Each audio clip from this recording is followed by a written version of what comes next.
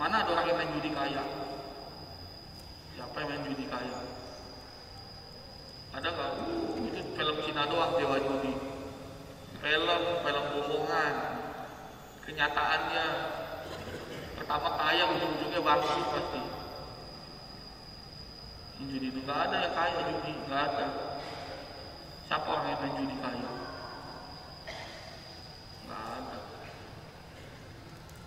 Masuk berita pemain judi terkaya di dunia, orang kaya menang karena main judi, nggak ada. Dapatnya cepet, hilangnya cepet juga judi itu. Makanya dalam Islam nggak boleh merugikan. Ya. Dan Rasulullah menyampaikan bahwasannya apa tadi?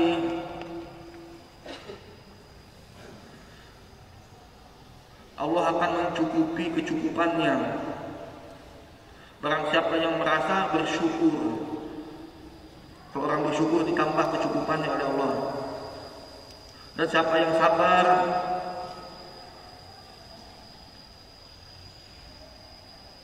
akan diberikan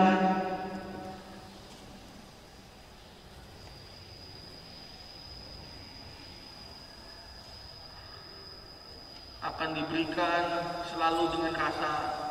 Orang kalau sabar itu tenang, adem, ayem, diberikan dengan rasa kesabaran yang sangat tenang. Jadi orang kalau sabar itu tenang. Makanya kenapa orang kalau panjang umur ditanya makannya enak, tidurnya enak. Karena apa? Karena sabar. Orang panjang umur sabar, makannya enak, tidurnya enak, panjang umur. Itu satu lagi ini dari Abu Yahya nih. Bismillahirrahmanirrahim. Wa Nabi Yahya Suhaib bin Hilal radhiyallahu anhu qala Rasulullah sallallahu alaihi wasallam ajaban li amril mu'minin amruhu kullu lahu khairu wa laysa dhalika li ahadin illa lil mu'minin inna ashabahu wa syarahu faqana khairan lahu wa inna ashabahu faqana khairan lahu. Muslim.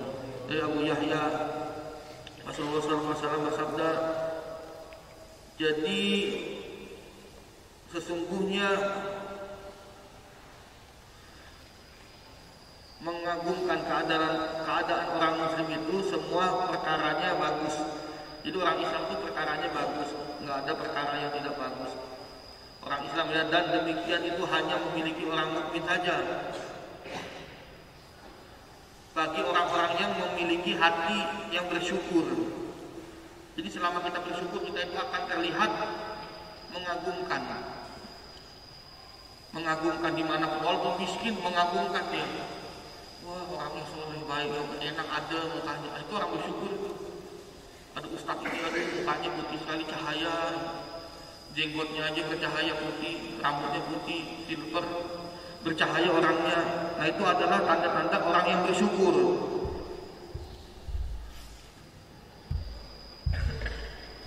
Dan ketika ditimpa musibah, dia selalu bersabar.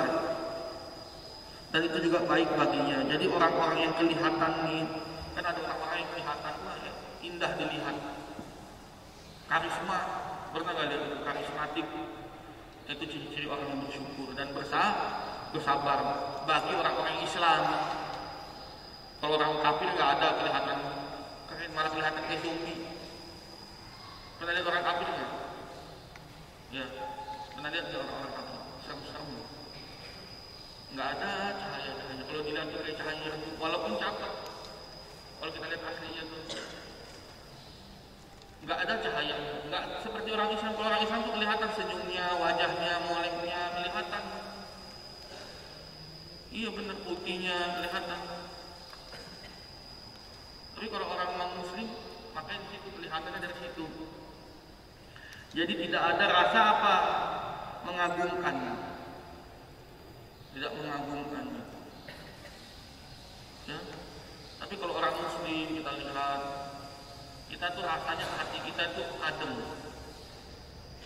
Benar nggak? Coba kalian ke Papua, contoh ke Papua atau ke Manado, duduk aja situ, atau ke pasar, namanya pasar binatang, ada nama pasar binatang, duduk aja situ, Anda akan merasakan kenikmatan hidup bersama orang muslim dan kebandingan hidup di kawasan tempat mayoritas yang berbeda. Coba aja, kalau nggak percaya kata saya.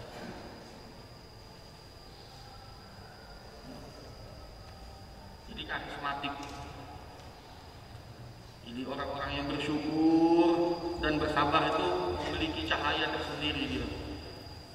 Walaupun dia miskin kelihatan mewah, walaupun dia kaya kelihatan mewah juga. Karismatik nih. Itu. Untuk orang muslim ya ini, sini bagi yang muslim. Gitu. Kalau yang non muslim dia punya sendiri, kitabnya sendiri, jalannya sendiri, lakukan hidup mualiadi dia sendiri, ya kita ya kita. Ini terakhir dari Anas. Bismillahirrahmanirrahim. Baca, berdiri pada ngantuk. Sama saya juga ngantuk juga. Tapi saya tahan juga ngantuk itu dari tadi malah saya. Berdiri.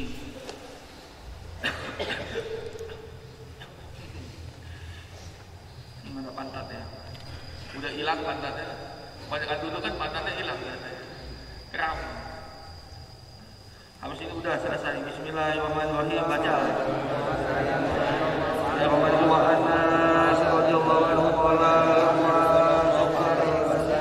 ja'ala yatamashshahu Fatimah radhiyallahu anhu wa karbaha wa qala laysa ala abiki harbun ba'da al-yawm falamma mata qalat ya abatahu ajaba rabba da'ahu ya abatahu jannatul firdausi ma'wa ya abatahu ya Jibril nan'ahu falamma dufina qalat Fatimah radhiyallahu anha aqabat anfusuhum tahtahu ala rasulillahi sallallahu alaihi wasallam at-turab rawahu Bukhari.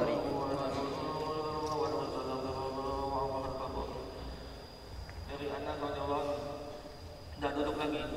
Ketika Nabi Shallallahu Alaihi Wasallam dengan menderita sakit keras nih, hingga pingsan, Nabi sakit lalu anaknya yang bernama Fatimah, wahai ayah anda, apakah sakit sekali, katanya.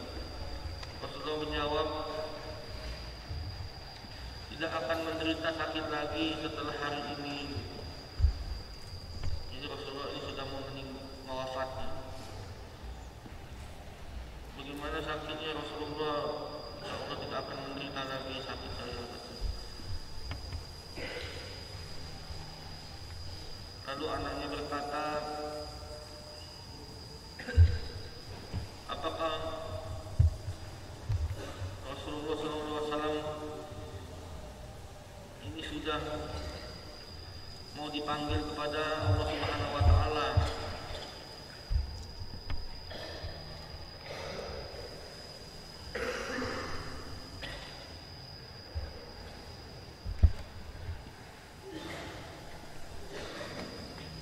Jika engkau meninggal wafat di tempat surga Firdaus ya Rasulullah,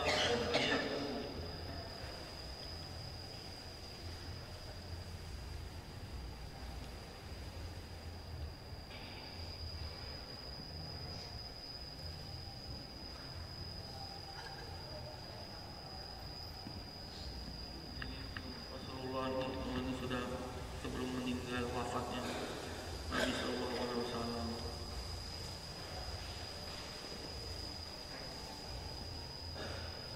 Ya seperti itulah, sedihlah. Mudah-mudahan kita panjang umur ya Allah, sehat walafiat, dikabulkan hajat-hajat kita. Masih banyak tugas-tugas yang kita belum kerjakan, yang belum dikabulkan ya Allah, kabulkan dulu hajat-hajat kita, panjangkan dulu umur kita, sehatkan badan kita, baru dimasukkan dalam surga Firdaus, tidak dihisab. Berkah rahmat dan rahim Allah, barakah Nabi Muhammad, berkah Al-Quranul Karim, berkah hadis Nabi Muhammad SAW. Al-Fatihah. A'udzu billahi minasyaitonir rajim. Bismillahirrahmanirrahim. Alhamdulillahirabbil alamin arrahmanir rahim maliki yaumiddin iyyaka na'budu wa iyyaka nasta'in ihdinas siratal mustaqim siratal ladzina an'amta 'alaihim ghairil maghdubi 'alaihim waladdallin. Amin. Jadi ini Nabi Muhammad sudah selesai tugasnya, makanya dipanggil oleh Allah Subhanahu wa taala. Itu kalau Nabi wafat, kalau orang biasa meninggal, ya meninggal. Kalau orang non muslim, ya semuanya punya bahasa masing-masing. Jadi seperti itulah Rasulullah SAW. Sebelum meninggal apa Rasulullah menyampaikan hadisnya? Raditu billahi rabba wa bil islami dinan wa bi Nabi Muhammad sallallahu alaihi wasallam. Bagaimana dalilnya? Sudah disempurnakan agama Islam. Tuh. Ya, bagaimana miknya? Ya Ustaz A.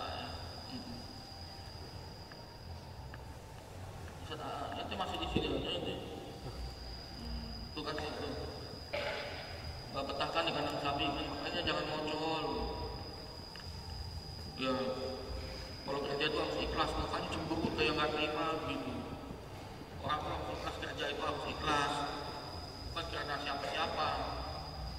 Ditaruh di kandang sapi kembali lagi ke sini. Itu urus sapi dulu baru urus manusia. Kalau sapi udah nurut, kambing udah nurut, ayam udah nurut, barulah kita bisa mendidik manusia. Makanya Nabi itu sebelum berdakwah, tanam-tanaman, ternak hewan, ya kan? Sudah pintar, sudah pandai, alhamdulillah hidup binatangnya dipelihara, baru bisa mengurus manusia. Jadi bagaimana tadi dalilnya Ustaz? Al-yawma. Iya. Al-yawma lakum dinakum. Apa tadi?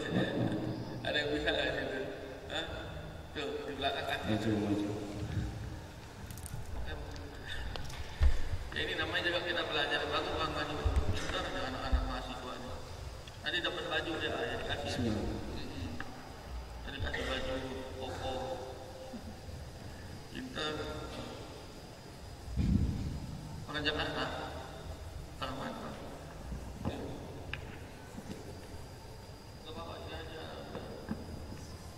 Bismillahirrahmanirrahim. Al-yawma akmaltu lakum dinakum wa atmamtu alaikum ni'mati wa raditu lakum islamad din. Surat Al-Maidah ayat 3. Telah aku sempurnakan agamaku untukmu, telah aku berikan nikmatku untukmu, dan telah aku ridhoi Islam sebagai agamamu. Nanti dapat hadiah ya bang ya. Ustaz AA dapat citakan. Ya Ustaz AA juga pintar juga. Beliau yang mancing juga, beliau yang melanjutkan juga. Itulah kesempurnaan. Tidak ada kesempurnaan tanpa kita kompak, silaturahmi, kerjasama. Karena kesempurnaan milik Allah, dan siapa yang melaksanakan perintah Allah sempurna dia. Karena tangannya, kakinya adalah perintah Allah semua. Itu saya tak ada. Kalau nggak dipancing sama AA nggak ada yang tahu. Nah setelah turun ayat Nabi Muhammad SAW baru wafat. Udah tenang Nabi Muhammad. Sampai kita, nyawa kita, keluarga kita, anak-anak kita, istri kita, ibu bapak kita, nyawanya itu tidak akan bernilai tanpa nyawanya Rasulullah. Masih lebih mahal nyawanya Rasulullah SAW. Iya, tanpa beliau kita nggak ada sih, nggak berjuang habis, kita dihabisin sama orang-orang kejam-kejam, orang-orang kafir kejam-kejam. model begini, menang enggak? Kalau Nabi kan alhamdulillah doanya kabul, keramat, dia enggak, bener kan? Orang kabul itu gede-gede tinggi-tinggi. Kan dulu kita di Indonesia pernah dijajah kan, sama siapa? Belanda kan, orang Belanda gede-gede, bener kan? Tapi kok bisa kalah? Lama tapi kalahnya berapa tahun? 400 ya? 400. Kayak sengit berarti kan pertempurannya. Lama kan? Nggak gampang. Makanya Nabi itu ya Allah, perjuangannya itu benar-benar Islam lah, makanya perang itu seram. Bayangin kalau masih hidup orang Belanda zaman sekarang itu kan perang, makanya alhamdulillah udah merdeka ini negerinya ya. Tapi sudah pada hakikat belum kalian? Belum. Sebagian ada yang sudah, sebagian ada yang belum. Ya, mesti hakikat ya. Karena kalau hakikat itu menunjukkan kemerdekaan sebagai manusia. Kalau merdeka negara, alhamdulillah negara udah merdeka karena terusirnya penjajah dari negara sendiri. Kalau kita mesti memerdekakan diri kita dengan cara apa namanya? Hakikat. Iya benar. Karena mazhab Syafi'i itu wajib hakikat. Selama dia belum hakikat, dia belum bisa dibilang apa? Manusia yang merdeka. Kenapa kok mesti begitu? Karena menunjukkan kemerdekaan seorang manusia, dia harus bisa memberikan manfaat kepada manusia yang lain. Begitu pula ketika dia lahir, berarti dia sudah bisa memberi manfaat, memberi makan kan? Hakikat itu artinya kan memberi makan kepada sesama manusia dengan kemampuan apa namanya, finansial dan kemampuan kemanusiaan. Tapi kalau dia belum merdeka, dia belum hakikat, berarti dia belum bisa memberikan manfaat kepada manusia yang lain. Ketika dia bisa memberi makan atau memberi manfaat kepada manusia lain, dia berarti sederajat sama seperti manusia lain. Itu. Kalau dalam filosofinya seperti itu. Jadi orang-orang yang bermanfaat kepada manusia lain, itulah orang-orang yang merdeka. Selama dia tidak bisa memberi manfaat, tidak bisa membantu manusia dalam segi apapun, ekonomi ataupun dalam segi sosial, dia belum bisa dibilang merdeka. Merdeka itu apa? Bebas, bukan? Bebas itu freedom namanya. Freedom kalau bahasa baratnya. Bebas, dom itu sebenarnya bisa juga artinya kehancuran. Makanya bahasa barat itu nggak bisa diikuti karena mereka itu bebas dan liberal. Gitu. Makanya Islam ini yang mengajarkan bagaimana supaya kamu itu merdeka, sama derajat kamu sama orang-orang yang baik, yaitu kamu harus bisa memberikan manfaat kepada sesama manusia dengan cara apa? Entah itu makanan ataupun finansial ataupun sosial. Gitu. Cuma Islam doang yang mengajarkan begitu. Kalau agama lain freedom, kebebasan. Selama dia bebas, dia senang, dia lakukan apapun, dia kerjakan. Freedom. Makanya narkoba boleh. Cuma Islam doang nggak boleh. Main cewek, agama lain boleh. Islam nggak boleh, dosa haram. Ya kan? Kalau agama lain boleh. Kalau Islam nanti di surga, susahnya di dunia. Karena dunia itu bukan untuk bersenang-senang. Karena waktunya itu sedikit dunia. Kita lihat orang-orang yang di kuburan itu, ya kan? Sudah pada meninggal, umurnya berapa ini begitu. Nanti di surga kalau mau nanti di surga karena abadi selama-lamanya. Makanya lakukanlah perbuatan yang baik, maka disuruh bersosial, disuruh kalau ada miskin sedikit kasih pada yang miskin. Ya, itu aja masalahnya. Supaya kita bisa menjadi orang yang baik. Kan kalau kita hakikat kan potong 1 ekor kambing atau bagi-bagi makanan atau bagi-bagi fulus. Ada juga yang seperti itu. Bagi-bagi hadiah karena kelahiran sampean ini sangat diinginkan lah di dunia. Tapi kalau bapak ibunya nggak begitu kan, ya bisa dibilang itu. Makanya orang tua kita juga harus peduli lah. Pak, kenapa saya nggak dihakikain waktu lahir? Bapak nggak ingin saya lahir ke bumi. Iya, gitu. Kan bukti cinta itu hakikat itu. Agama itu memberikan yang terbaik. Oh, waktu kecil nggak diajani, tapi dihakikain. Lebih penting mana diajarin sama dihakikain? Dihakikain karena hakikat itu hukumnya wajib. Kalau diajarin itu dari para ulama. Benar nggak? Diajarin waktu kecil. Bapaknya sibuk pergi baru datang, nggak sempat ajarin. Wajib apa sunnah diajarin dalam agama Islam? Mana hadisnya? Buka di Google.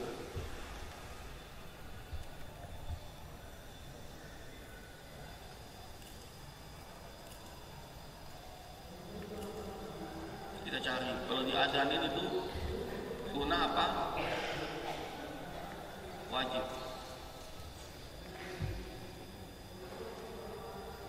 Dalilnya ada nggak?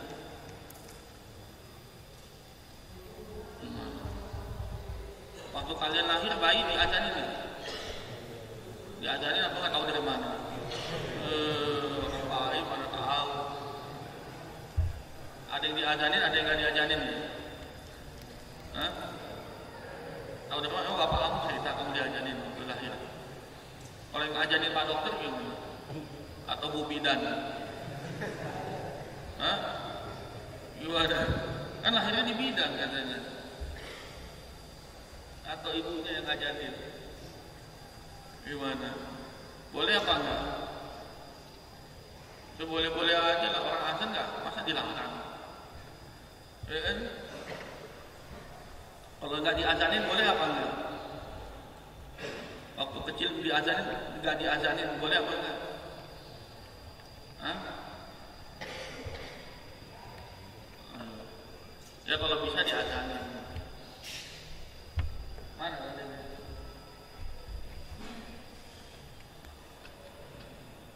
Ini hadis bukan?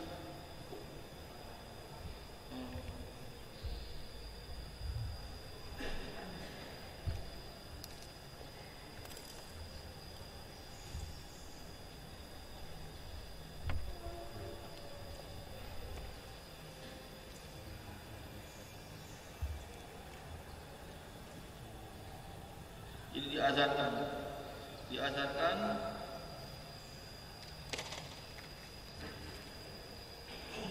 jadi ya.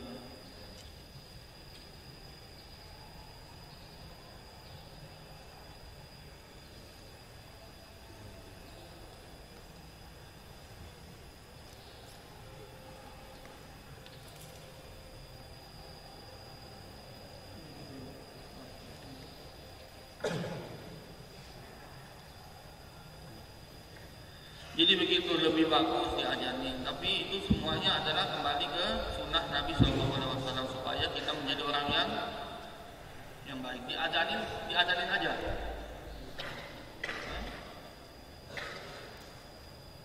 Diajarin apa dikomatin juga? Dikomatin juga sebelah kiri. Jadi ada yang bilang saya azanin anaknya, azanin doang komat enggak? Sebelah kirinya juga harus dikomatin dong. Bukan azan doang, makanya jadi jangan pernah melakukan pekerjaan tanpa niat karena Allah. Jadi kita harus niat karena Allah. Bukan karena untuk pamer-pamer, saya loh yang ini, jangan. Oh saya yang itu loh, jangan. Sia-sia semua amalnya, malah menjadi dosa orang-orang yang pamer itu. Ngerti? Jadi gimana, tahu dari mana kamu bapak ibunya yang azanin atau yang komatin, azanin sebelah kanan, komatin sebelah kiri? Kan kamu masih bayi, kamu tahu. Yang penting itulah menjalankan sunnah Nabi, ya. Sudah? Bagaimana itu Imam Malik? Gimana nih? Dibingung sendiri. Ulama kalau ditanya, benar nggak Ustaz? Benar nggak Ustaz? Bingung sendiri nanti. Benar apa enggak? Ya, saya jadi ragu juga nih. Makanya kita harus belajar kecil saja supaya kita tidak diganggu sama syaitan. Oke, sudah selesai.